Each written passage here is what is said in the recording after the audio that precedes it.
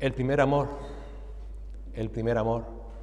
Y amarás a Dios con todo tu corazón y con toda tu mente y con todas tus fuerzas, dijo el Señor Jesús. Ese es el primer y gran mandamiento. Y el segundo es semejante a este, dijo el Señor: amarás a tu prójimo como a ti mismo. Y sobre estos dos mandamientos, dice el Señor, se sustenta toda la ley y todos los profetas, todo lo que leemos en el Antiguo Testamento. Y el Nuevo Testamento tiene esa base, que conozcamos a Dios y que sea Él nuestro primer amor, nuestro único amor. Tristemente eso muchas veces es ausente en muchas iglesias. Como la advertencia del Señor a esa iglesia de Éfeso, muchos se han convertido en religiosos, tienen una gran teología, una buena teología, conocen bien la palabra de Dios, pero tienen una nula relación con Dios. Y el Señor dice: arrepiéntete, arrepiéntete. La palabra nos llama a examinarnos cada día. Ciertamente, desde la perspectiva divina, el Señor garantiza nuestra salvación. El Señor dijo: nunca perderé a ninguno de los que mi Padre me dé. Pero esa es la perspectiva divina, eso nos da la seguridad de que el Señor nunca cambiará de opinión, nunca va a decir: ahora me arrepiento y no los voy a salvar. Todos aquellos que fueron elegidos por Él desde antes de la fundación del mundo van a ser salvos. Pero esa es la perspectiva divina. Cuando el Señor también nos llama a nosotros, a los creyentes, a examinarnos, quiere que tengamos la perspectiva correcta, que es la perspectiva humana. ¿Realmente estoy en esa fe salvadora? ¿Realmente me estoy preocupando de mi salvación con temor y temblor?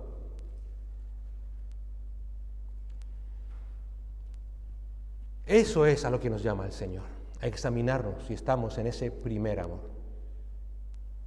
Si realmente somos creyentes que tenemos esa relación personal con Cristo. O simplemente ahora nos hemos convertido en meros religiosos, llenos de conocimiento, pero vacíos en nuestra relación con el Señor. Tenemos un ejemplo práctico en el Antiguo Testamento, en 2 de Crónicas, capítulo 25, de alguien que hacía lo correcto ante Dios, pero no lo hacía de corazón, no tenía esa relación personal con Él. Y en 2 de Crónicas, capítulo 25, leemos la historia del rey Amasías.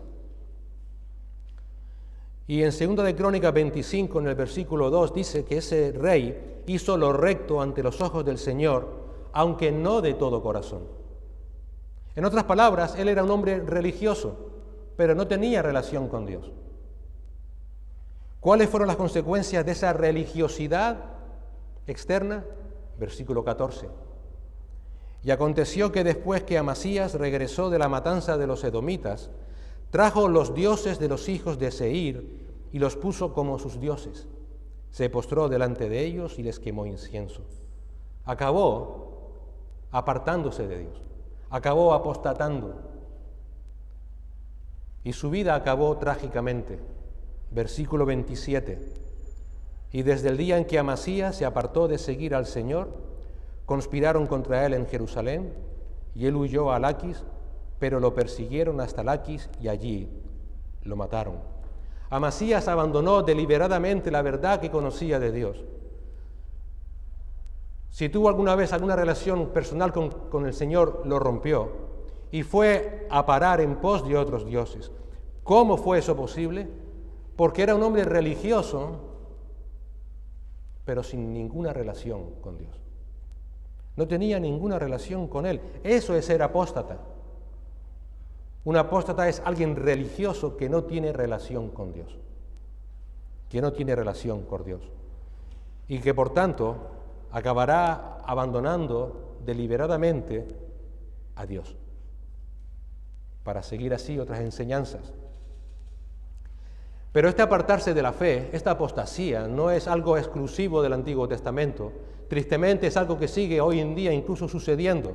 Hoy en día hay en muchas iglesias personas que entienden la fe intelectualmente. Conocen perfectamente, quizás incluso hasta cualquier teología, pero no tienen disposición para vivir vidas que agraden a Dios. No tienen relación personal con Dios. Y de ahí la advertencia del autor de Hebreos en Hebreos 3:12. Tened cuidado, hermanos, no sea que en alguno de vosotros haya un corazón malo de incredulidad para apartarse del Dios vivo. Fíjate que el autor de Hebreos se dirige a hermanos, así los califica. Pero él no era Dios, no sabía si todos eran realmente hermanos, pero lo da por sentado y les advierte: examínense, no sea que alguno tenga corazón de incredulidad y se acabe apartando del Dios vivo. Un corazón religioso, un corazón sin relación con el Señor, tiene muchísimas papeletas para acabar apostatando, para acabar apartándose de la verdad de nuestro Señor Jesucristo. Por esa razón, sigue el autor de Hebreos en el versículo 13, llamándonos a exhortarnos los unos a los otros cada día, mientras todavía se dice hoy, no sea que alguno de vosotros sea endurecido por el engaño del pecado. Es decir, nuestra responsabilidad como iglesia no es pasarnos la mano por encima diciéndonos qué buenos somos, sino a de cuidarnos, exhortándonos mutuamente mediante la palabra, no solamente a tener conocimiento acerca de Dios, sino a examinarnos a saber si realmente tenemos una intimidad con Él, a saber si realmente tengo una comunión íntima con Él. ¿Te lo has preguntado alguna vez? ¿Tengo una relación íntima con mi Señor? Y es que la religión falsa, los apóstatas, donde van pescando no es en el mundo, sino precisamente entre aquellos religiosos que no tienen relación personal con Dios. Por esa razón, nunca debemos pensar ingenuamente respecto de la apostasía, nunca debemos pensar ingenuamente acerca de los apóstatas, porque la finalidad de esos hombres impíos es apartar a aquellos religiosos que quizás hayan enfriado en esa relación personal con el Señor de la verdad y llevarles al infierno eterno. ¿Por qué si no podemos entender que tanto Judas en su carta, pero también el apóstol Pedro en 2 de Pedro, o el apóstol Pablo en alguna de sus cartas, o el propio Señor Jesucristo contra los fariseos, están denunciando continuamente la falsa enseñanza? ¿Por qué? Porque es un peligro gravísimo. Y por eso ellos denuncian a los falsos maestros. Pero imagínate que eso sucediera hoy. Imagínate que desde los púlpitos se denunciara a aquellos que son falsos maestros, que los hay, que le pusiéramos nombres y apellidos. Eso hoy en día no es popular. Hoy muchos hablan de convivir los creyentes, aunque pensemos distintos, en nombre del amor, en nombre de la concordia. Y se dice: no juzgues para que no seas juzgado. Y de esa manera toleran falsas enseñanzas dentro de las propias iglesias. Pero recuerda Judas 3, el llamado del creyente es a batallar la buena batalla de la fe dada una vez y para siempre a todos los santos. Un autor dijo que si la carta de Judas se hubiese escrito en nuestros tiempos, hubiera sido denostada en todas las iglesias, por radical, por extremista, por falta de amor, por no llamar a la unidad entre creyentes. Y su autor sería insultado en todas las redes sociales. Pero el peligro de la apostasía dentro de la iglesia es terrible, porque bajo la bandera de la unidad cristiana, esos falsos maestros estarán buscando deliberadamente romper la unidad entre el creyente y Cristo. ¿Cómo lo harán? Pues promoviendo corazones religiosos. Corazones religiosos que creen creer en Cristo, pero realmente creen en sí mismos. Corazones religiosos que creerán que están confiando en Cristo, pero realmente están confiando en ellos, en sus fuerzas, impidiendo, por tanto, que con todo eso que haya una relación personal con el Señor, que haya una dependencia confiada en su persona, en la verdad de su Evangelio, en su obra suficiente en la cruz, una cruz donde Cristo dio su cuerpo y derramó su sangre para perdón de pecados, para salvación de todo aquel que crea en Él, por fe, porque esa es la mayor necesidad del ser humano, la salvación de la ira de Dios. En su lugar, quitan todo eso, ponen al hombre, ponen sus deseos, ponen sus anhelos, ponen sus metas en esta vida, metas en una vida que está en un mundo caído, que tiene que ser quemado así como por fuego, dice el apóstol Pedro, y todo eso lo ponen como objetivos prioritarios de su religiosidad. Desde fuera, para el religioso, eso parecerá unas enseñanzas productivas, porque buscan mi bien en este mundo, buscan que yo tenga paz, prosperidad, salud, pero sabes que son enseñanzas que nunca darán fruto. Nunca darán fruto porque nacen muertas, porque vienen de parte de maestros que están doblemente muertos. Y algo que está muerto nunca dará fruto. En esta mañana queremos ver 2 puntos. Según la comparación que hace Judas en los versículos 12 y 13 de su carta, con 5 fenómenos naturales. Queremos ver el primer punto de las intenciones ocultas de los apóstatas. Judas los compara como arrecifes en el mar.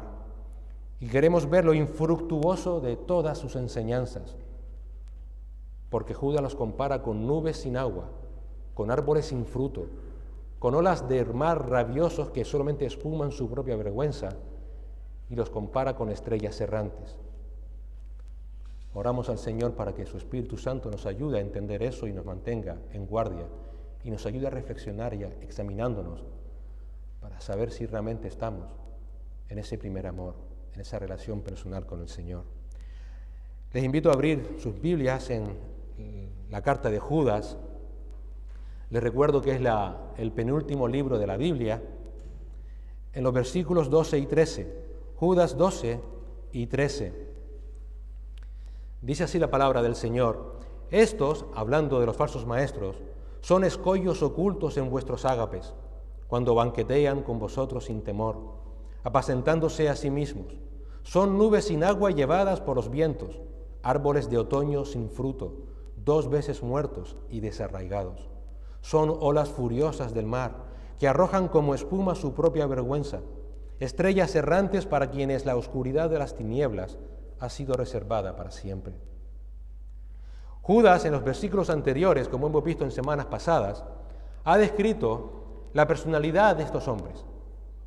Y por ejemplo vimos que son hombres impíos, versículo 4, es decir, no son salvos, son malvados.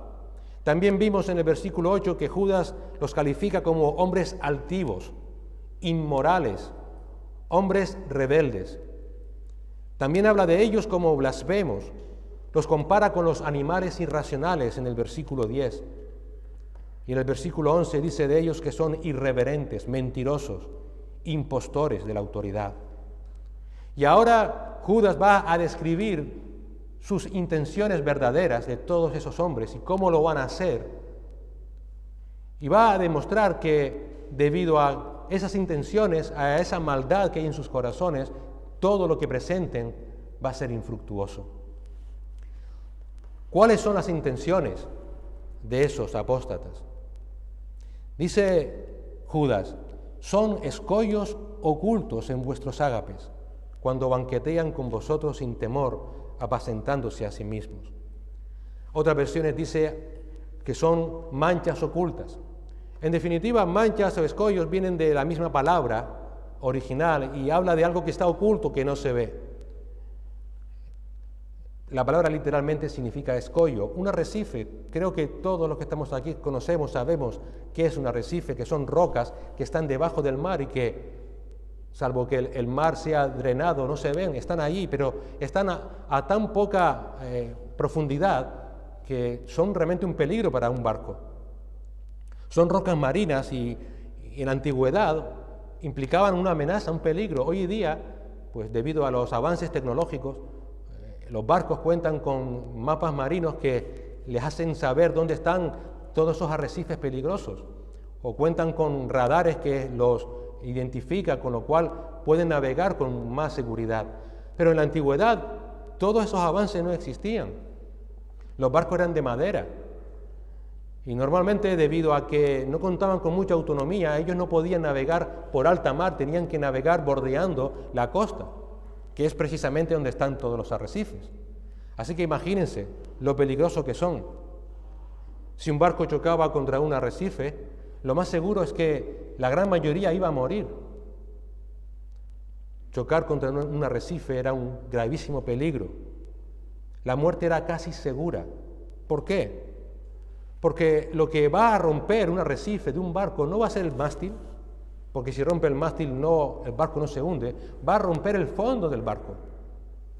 Y si rompe el fondo del barco, la vía de agua que va a entrar va a ser tan impresionante que en cuestión de minutos el barco se va a hundir. Estoy seguro que muchos recordarán o sabrán de la historia del famoso Titanic. Titanic fue un barco, hipermoderno para la época, súper preparado para la época, pero que chocó contra un arrecife de hielo, un iceberg, y en cuestión de minutos murieron miles de personas. Miles. La parte más delicada de un barco es su fondo, es lo que se llama la línea de flotación, porque la vía de agua en caso de rotura hace que rompa, se inunde en cuestión de minutos y muera toda la gente que hay adentro. Es imposible de reparar. No hay forma de poder solucionar nada. El desastre está asegurado. Así que lo que Judas está intentándonos hacernos ver, cuando usa el símil de esos arrecifes, es que los apóstatas son un peligro real porque detrás de su apariencia como cristianos fieles ocultan el propósito de destruir la iglesia y hacerlo desde el fondo, desde su línea de flotación, para que nadie se salve. ¿Y cuál es la línea de flotación de la iglesia? ¿Qué es lo que mantiene a la iglesia a flote hasta que el Señor venga? Pues Cristo y su Evangelio. Tú gritas a Cristo y su Evangelio y no queda nada de una iglesia. Lo acabamos de leer, es nuestro primer amor. Da igual todo lo que tú sepas de Dios, da igual todo lo que tú conozcas de Cristo. Satanás conoce más que tú y que yo, y es Satanás. Quitas a Cristo, quitas su obra en la cruz y destruyes una iglesia. La destruyes. Quitas la suficiencia de esa obra y no queda nada. Esa es la línea de flotación de una iglesia. El Evangelio de nuestro Señor Jesucristo, la única obra suficiente de Cristo para el perdón de pecados por medio de la sola gracia y por medio de la sola fe. Si quitas eso, si lo adulteras, no hay Evangelio. Y si no hay ese Evangelio, no hay salvación. No lo hay. Pablo, el apóstol, nos resume ese Evangelio en 1 Corintios capítulo 15.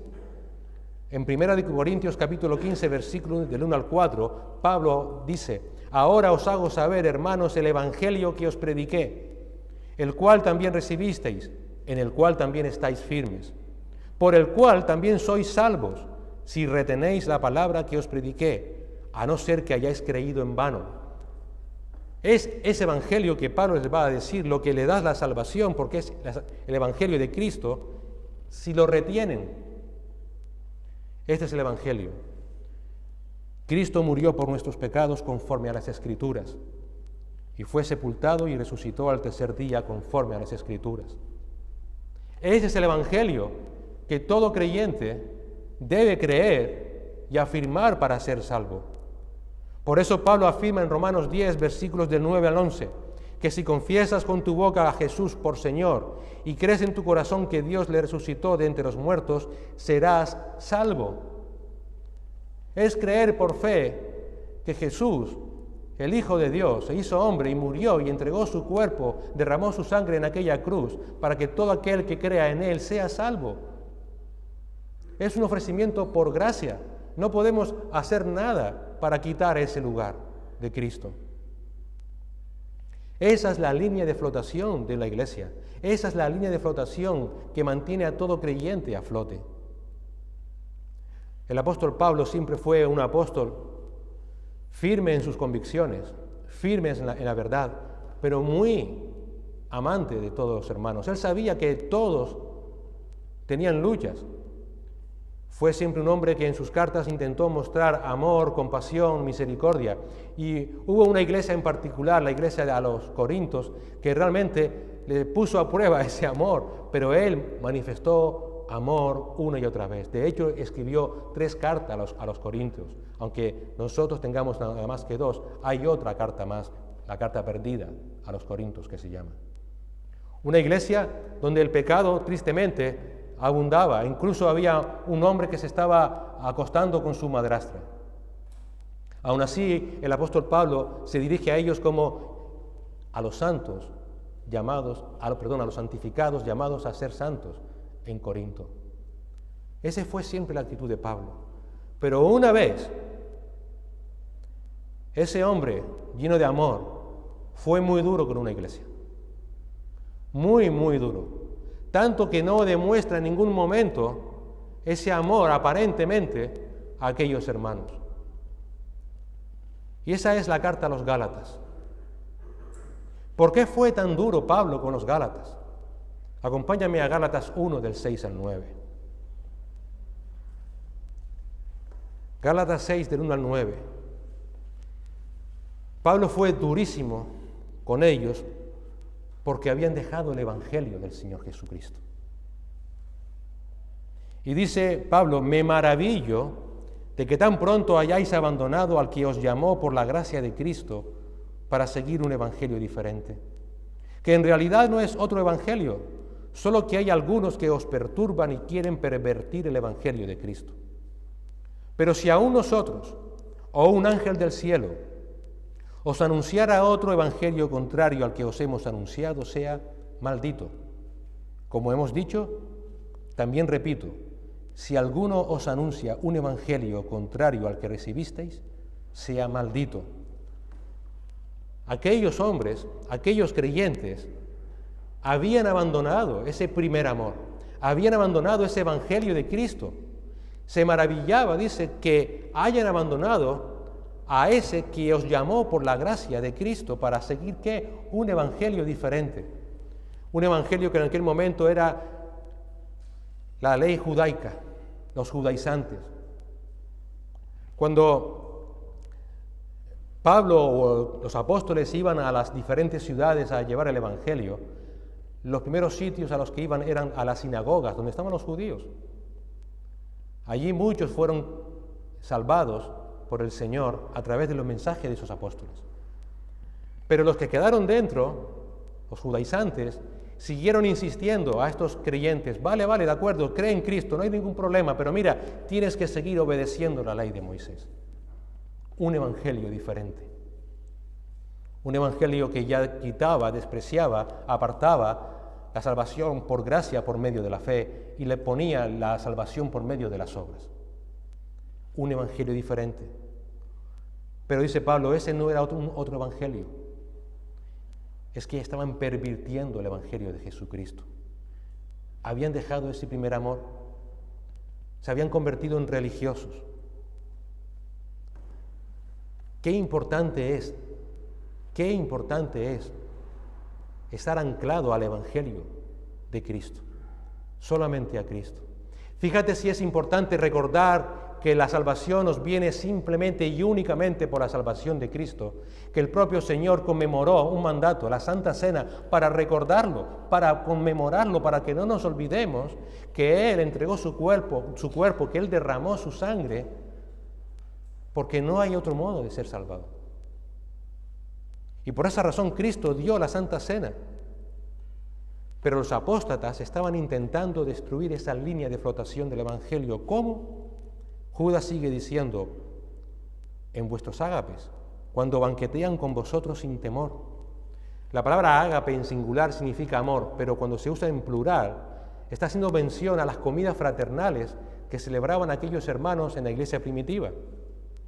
Eran comidas donde después de, aparte de compartir la palabra, de alabar al Señor con cánticos, allí se ministraban unos a otros, compartían la fe en Cristo, se edificaban mutuamente mediante la palabra, se exhortaban unos a otros a la piedad, a las buenas obras, como dice el autor de Hebreos. Celebraban la Santa Cena para recordar la muerte y la resurrección del Señor. Todo eso era algo íntimo, personal, donde se fomentaba esa unión íntima, personal con Cristo. Aquellos falsos maestros se introdujeron en esa fraternidad y estaban convirtiendo todo ese tiempo íntimo, personal, de los creyentes con Cristo en simplemente meras comidas. Banquetean, dice Judas. En otras palabras, habían quitado el propósito, el sentido primordial del acto, que era que los hermanos tuvieran esa edificación mutua y ese primer amor con Cristo. Lo habían quitado. Habían pervertido ese recordatorio de la Santa Cena, de la obra sacrificial de nuestro Señor para el perdón de pecados. En esencia, estaban destruyendo la línea de flotación de las iglesias. Esas eran sus intenciones. Y fíjense que Judas dice que lo hacen sin temor, sin remordimientos, sin arrepentimientos. Ellos saben lo que están haciendo, pero no les importa. Les da igual, no tienen temor alguno de Dios. Tienen sus conciencias cauterizadas, como dice el apóstol Pablo a Timoteo en 1 Timoteo 4:2. Son hipócritas, mentirosos, que tienen cauterizada la conciencia.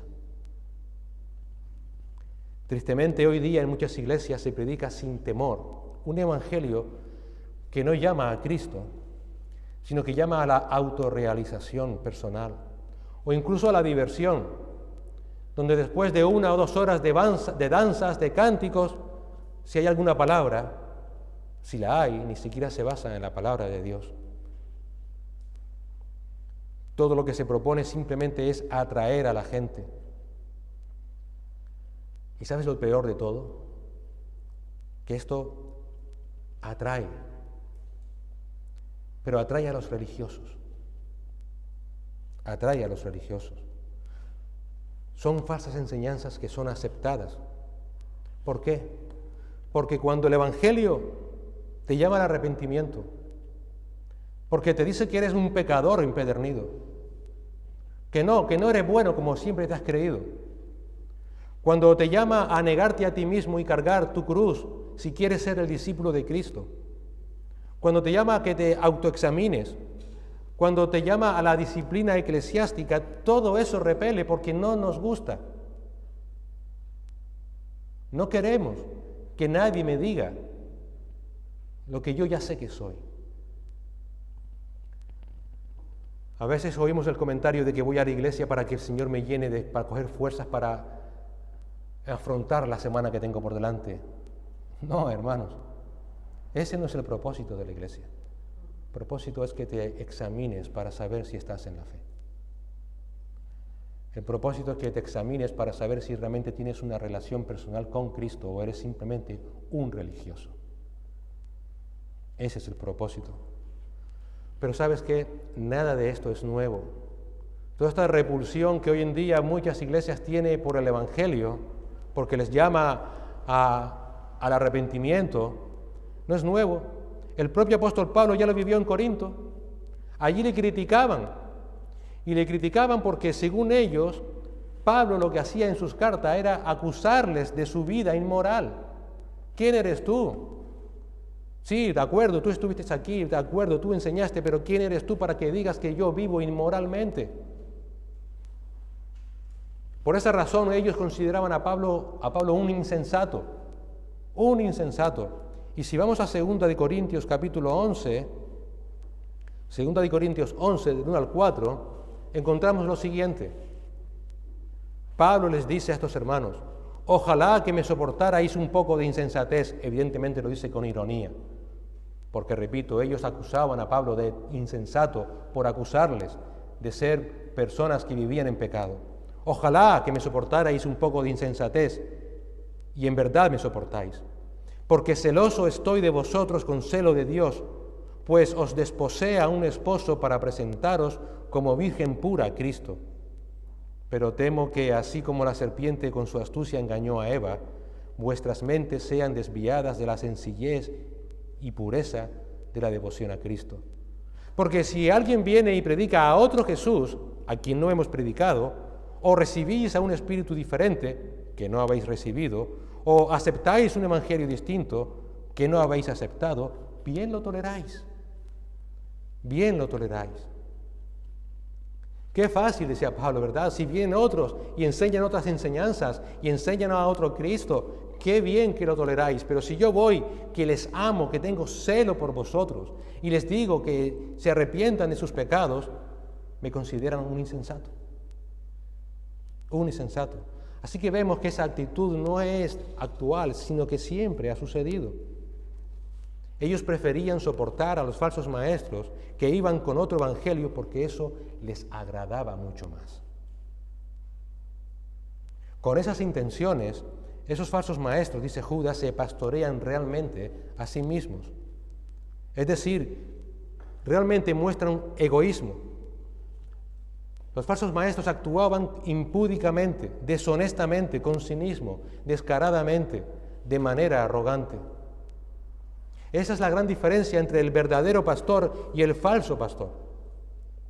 El verdadero pastor cuida de sus ovejas, sin mirar los problemas ni las críticas que le pueden venir. Él se ciñe exclusivamente a proclamar la verdad de Cristo. ¿Pero qué hacen los falsos maestros? Se cuidarán mucho de no sufrir ellos, sino de poder sacar beneficio.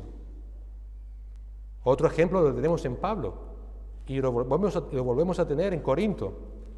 O de nuevo en la segunda carta a los Corintios, en el capítulo 11, leemos del 23 al 28.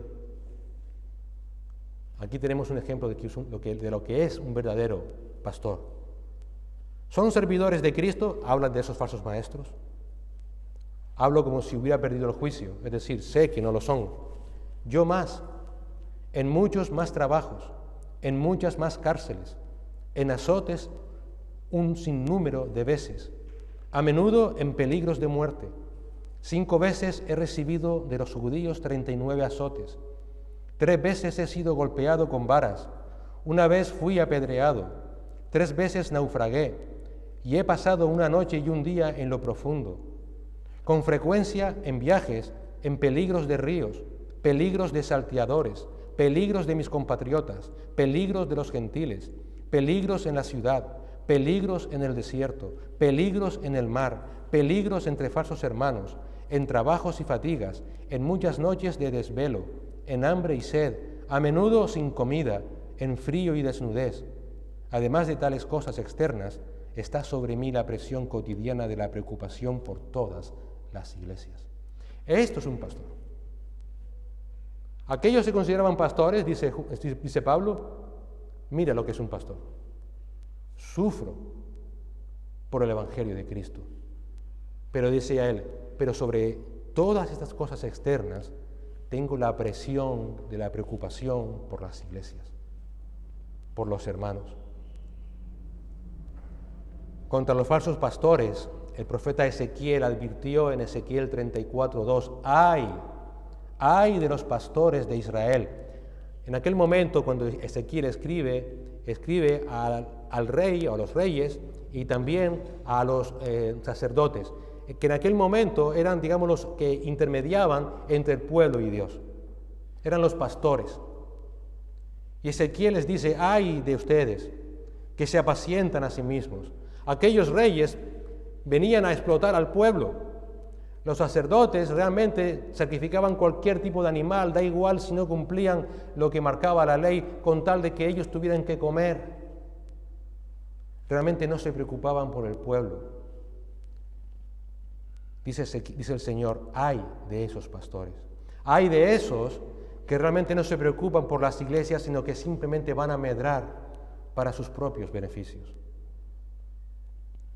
Realmente bajo esa apariencia de piedad, los apóstatas no están pastoreando al pueblo de Dios. No están enseñando el Evangelio de Cristo. No están enseñando ni exhortando a las congregaciones a examinar sus vidas para saber si están en la fe personal o no con Cristo. No les llama a que se examinen para saber si han perdido o no ese primer amor, si aman a Cristo o no con todo su corazón y con toda su mente y con todas sus fuerzas. ¿Cómo, por tanto, no sorprendernos que sean iglesias que viven vidas inconstantes, que son llevados por cualquier viento de doctrina de aquí para allá, que hoy día te abren el YouTube o el Facebook y escuchan cualquier predicación de cualquiera que se llame ser cristiano y se lo crean? ¿Cómo, por tanto,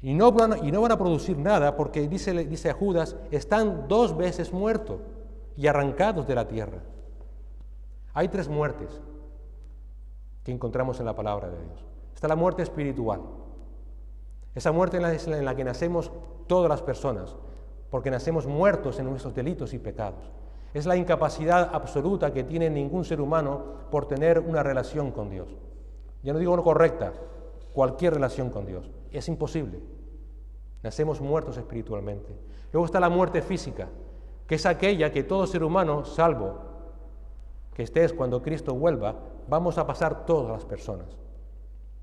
Porque la paga del pecado es la muerte y este cuerpo tiene que morir.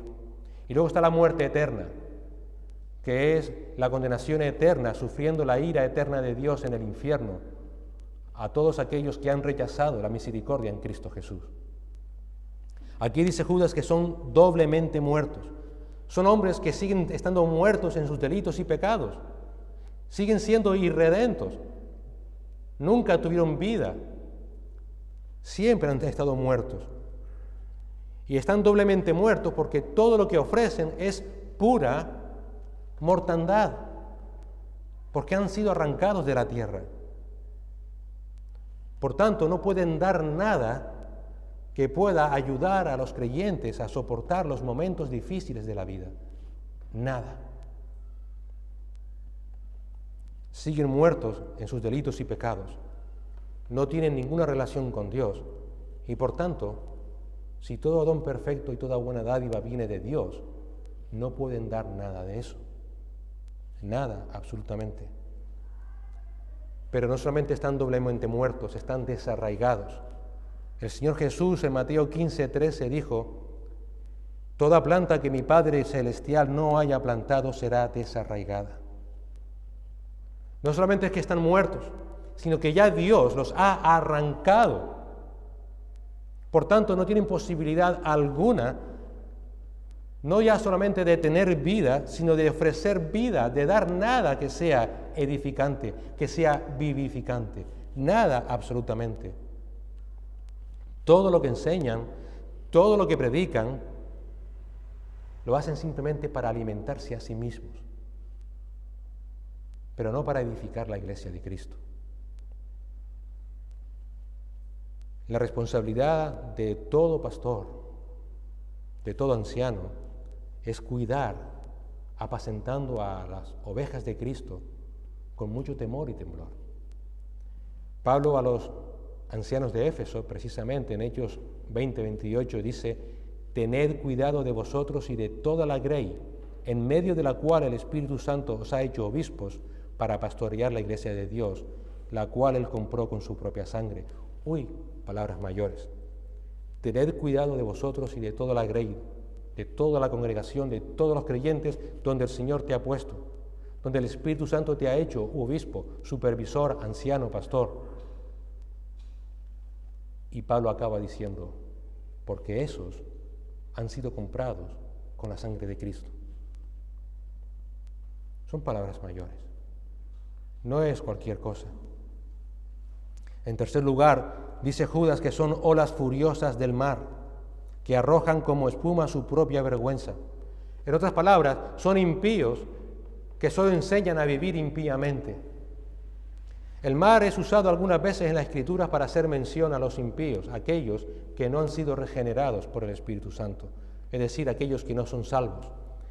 Y en Isaías 57:20 encontramos lo siguiente. Pero los impíos son como el mar agitado, que no puede estar quieto, y sus aguas arrojan cieno y lodo. Así que lo que Judas está buscando es que su audiencia entienda que no están tratando con creyentes cerrados a los cuales hay que tratar con misericordia. Son impíos, malvados, que son como olas furiosas, que solo pueden arrojar basura. Todos los que llevan tiempo aquí, los canarios, espero que también, saben que cuando llega septiembre, no sé si por el tema del cambio de estación, lo ignoro, pero sí es verdad que el diálogo común, cuando llega septiembre también llegan las olas del pino, que se llama. Las olas del pino son, pues un cambio de mar, por la razón que sea, que se levanta un fuerte oleaje. todos los años. Y quien viva por las canteras, por el puerto, sabe que cuando golpea esas olas en el muro, hacen bastante ruido, son bastante ruidosas. Pero no solamente son peligrosas, sino que arrastran todo el fondo y llenan la playa de las canteras de algas, de todo lo que hay en el fondo, sale a la superficie. Es un tiempo realmente peligroso, salvo que seas surfista. Pero si no lo eres, realmente hay que tener cuidado, porque las olas son muy, muy peligrosas. Judas compara a esos falsos maestros con esas olas. Son peligrosas, porque están llenas y lo que les mueve es la malicia, la envidia, las avaricias. Y todo lo que sale al exterior es toda la inmundicia que tienen en su corazón. Judas busca con esta comparación proyectar temor, que tengamos miedo de ellos. Si eres sensato, cuando llegue septiembre, vas a ver las olas de la Madeira del Pino desde la barrera, desde arriba de las canteras. Si te bajas abajo, te puedes llevar un buen revolcón, como poco. Judas intenta que tengamos miedo de ellos, que evitemos, como evitarías esas olas en la playa, de ese mar embravecido, porque así son esos falsos maestros. Olas embravecidas que quieren arrasar con todo lo que cojan por delante. Y por último los compara también con estrellas errantes, para quienes la oscuridad de las tinieblas ha sido reservada para siempre. Es decir, sus enseñanzas solamente te va a llevar a un fin, a un lugar, la condenación eterna.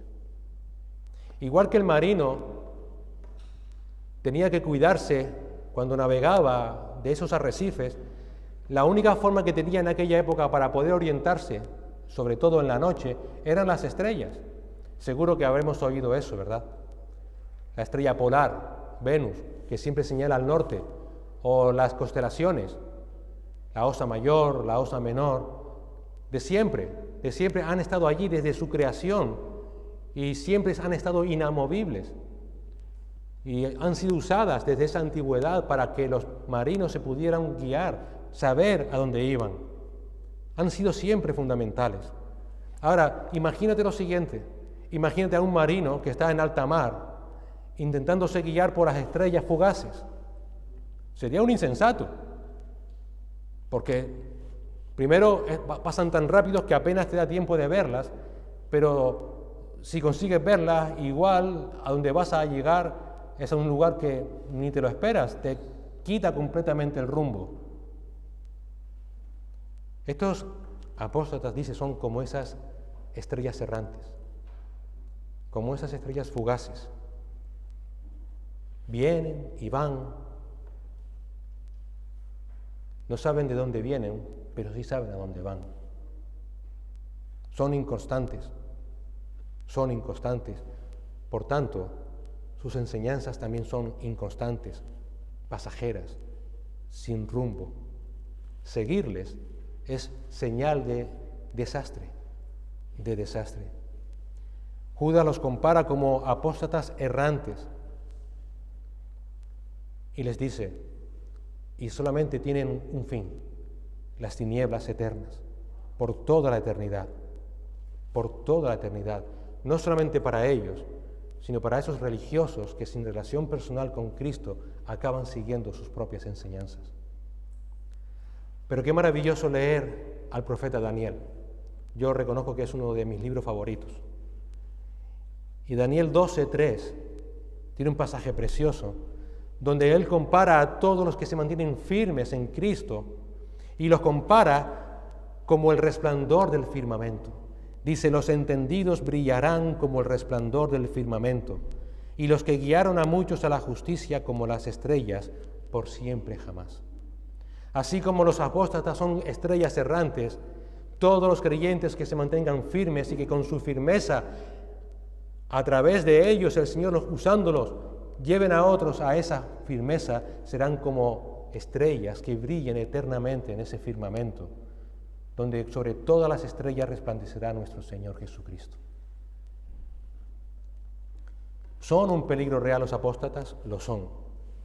lo son por sus intenciones. Ellos van a intentar socavar el fundamento de la salvación, que es el Evangelio del Señor Jesucristo. Su sola obra en la cruz para el perdón de pecados por la sola gracia, por medio de la sola fe. Y lo van a cambiar. Y van a centrar ahora el Evangelio en el hombre, en satisfacer los deseos de la carne. Por esa razón, dice Judas, son pastores inútiles. No pueden ofrecer ningún fruto de alimento espiritual. No pueden ofrecer aliento en tiempos de dificultad. Son impíos que solo enseñan a vivir impíamente, porque solo van a enseñar toda la basura que hay en sus corazones. Y nada de esto va a llevar a buen fin. Acabarán en las tinieblas. Querido hermano, hermana, querido amigo que hoy estás aquí, qué contraste con Cristo. Qué contraste con el Señor Jesucristo. Mira, nunca te equivocarás si solo miras a Cristo. Nunca dirás, ¿estaré siendo guiado de buena manera o no? Si tienes siempre en tu corazón una relación personal con Cristo. Nunca te equivocarás. Aquí no estamos para seguir ni a tal maestro ni a tal otro maestro, porque ni somos de Pablo ni de Apolos, como dice la Escritura. No. Son hombres que se pueden equivocar. Pero nunca te equivocarás si solamente sigues a Cristo. Si te aferras a Cristo. Si sigues su verdad del Evangelio. Nunca, nunca te equivocarás. Nunca. Qué contraste, ¿verdad? El Señor Jesús nos mostró realmente, porque Él es el buen pastor, lo que significa ser un pastor. Porque Él no vino a medrar, Él vino a dar su vida por las ovejas. Y ciertamente lo hizo, porque en aquella cruz derramó hasta la última gota de su sangre. Porque aquel que es Dios eterno se hizo hombre y no tuvo ni siquiera dónde reposar su cabeza. Y dio su vida por sus ovejas. Y no solamente eso, como dice 2 Corintios 5:21, Él, que nunca conoció pecado, por nosotros se hizo pecado. Para que nosotros, que éramos injustos, fuéramos hechos justicia en Él. Mientras los falsos maestros son inútiles, incapaces de ofrecer nada, vacíos, Cristo completó todo lo que tú necesitas para esta vida y para esta piedad en la cruz. Y así el Señor Jesús, antes de expirar, dijo, consumado es. Todo lo que tú necesitas para esta vida, Cristo lo logró en la cruz. Todo consumado es. Por esa razón el Señor Jesús, antes de morir, durante su ministerio, hablaba a las multitudes y les decía, venid a mí todos los que estáis cargados y cansados, y yo os haré descansar. Tomad mi yugo sobre vosotros y aprended de mí, que soy manso y humilde de corazón, y hallaréis descanso para vuestras almas, porque mi yugo es fácil, porque mi carga es ligera. El Señor Jesús se ofreció porque Él sabe que esta vida de pecado nos carga, nos cansa, nos harta. Y Él dijo, venid a mí todos los que estáis cansados y cargados, y yo les haré descansar. Hallaréis descanso para vuestras almas. Por eso solamente aférrate a Cristo, porque como buen pastor no solamente dio su vida, sino que logró en aquella cruz todo lo que necesitas para esta vida. Y hallarás descanso para tu alma. Hoy si estás aquí, que nos visitas, y desconoces a ese Dios perdonador porque durante tu vida has seguido, quizás has sido un buen religioso, pero nunca has tenido esa relación personal con Cristo. Si es así, desconoces realmente quién es Cristo. Desconoces lo que Él hizo por ti. Aunque quizás intelectualmente lo tengas en tu cabeza, pero realmente tu corazón no ha sido regenerado por el Señor. Si eso es así, pídele al Señor perdón. Perdón por tus pecados. Señor, perdóname y ayúdame. Ayúdame no solamente a ser religioso, quiero tener una relación personal contigo. Quiero que seamos uno, Señor. Que tú seas en mí y yo en ti. Si te arrepientes, Cristo morará en ti, porque somos templo de su Espíritu Santo. Él murió por tus pecados si te arrepientes. Pero ¿sabes qué? Si no lo haces, vas al infierno. Vas a ir al infierno porque Él no murió por todo el mundo. No nos equivoquemos. Yo te engañaría si te dijera que Cristo murió por todo el mundo. Él murió por todos aquellos a los cuales Él vino a salvar. Y por eso dice, arrepiéntete. Arrepiéntete.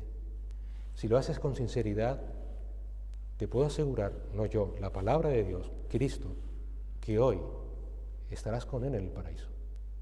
Ya estarás sentado en gloria. Ya habrás muerto con Cristo, resucitado con Cristo y sentado con Cristo en gloria. Ya lo estarás hoy. Y a ti, hermano, hermana, que hoy estás aquí, no lo sé. Como Pablo, yo tampoco conozco los corazones. Pero si te examinas y lo que encuentras en ti es simplemente que eres un religioso, que realmente nunca ha habido una intimidad entre Cristo y tú, también te suplico que te arrepientas. De nada sirve todo lo que puedas conocer del Señor. De nada sirve. De nada sirve que tú sepas detectar a los nicolaitas. De nada sirve que tú sepas detectar a los falsos apóstoles. De nada sirve que tú estés dispuesto a sufrir, como muchos, si después te has olvidado de tu primer amor. Cristo te dice, arrepiéntete, arrepiéntete. Cristo y su Evangelio es lo único que nos va a librar del juicio, de la condenación eterna. Que el Señor nos ayude a reflexionar si realmente soy un religioso o tengo una relación personal con mi Señor y Salvador. Señor y Padre, gracias te damos por tu palabra, Señor. Gracias por recordarnos cuán importante es que nos examinemos para saber si realmente tú eres nuestro Dios, nuestro Señor, y nosotros somos tus siervos, tus hijos, Señor. Si realmente estamos unidos a Cristo íntimamente y estamos en Él continuamente. Padre, entendemos que los avatares de la vida quizás nos pueda hacer naufragar, pero te suplicamos, Señor, que tú nos cojas fuertemente de la mano a esa roca fuerte que es Cristo. Porque sabemos que vendrán los avatares de la vida, vendrán las situaciones que tengamos que vivir y solamente en Cristo es que estaremos seguros. Te damos la gracia, Señor, porque tú nos das esa certeza y esa seguridad. Tú eres fiel, aunque nosotros nos mantengamos infieles. Tú no vas a cambiar, nunca lo harás. Has prometido salvar y lo harás. Y ese es un enorme descanso para nosotros. Ahora ayúdanos a examinarnos, a realmente saber si estamos en esa fe. A realmente saber, Señor, si estamos siguiendo a Cristo, a su Evangelio. Ayúdanos, Señor, porque te necesitamos. Gracias, Padre, por tu palabra. Gracias por Cristo Jesús, nuestro Señor y Salvador. Gracias por el Espíritu Santo que tú pones en cada corazón para abrirnos los ojos, para entender tu palabra, para